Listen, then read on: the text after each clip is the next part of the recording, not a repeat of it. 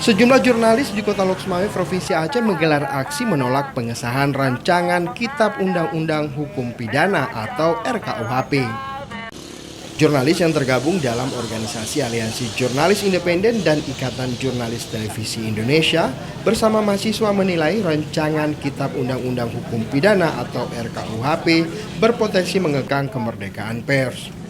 Ketua AJI Loksmawe Irmansyah mengatakan pemerintah dan DPR dalam waktu dekat akan segera mengesahkan rancangan Kitab Undang-Undang Hukum Pidana. Menurutnya aturan tersebut dibuat tanpa partisipasi publik dan tidak transparan.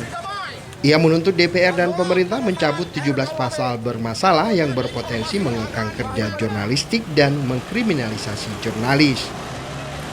Dan aksi-aksi lainnya untuk menyampaikan tuntutan menolak pengesahan RKUHP. Adapun pernyataan sikap kami, pertama, menolak dengan tegas pengesahan RKUHP. Yang kedua, menuntut DPR dan pemerintah mencabut 17 pasal bermasalah di RKUHP yang berpotensi mengekang kerja-kerja jurnalistik dan mengkriminalisasi jurnalis. Yang ketiga, terakhir, menuntut penundaan pengesahan RKUHP karena DPR dan pemerintah tidak memberi ruang partisipasi yang bermakna bagi publik, termasuk komunitas pers. Hidup jurnalis! Hidup merdeka!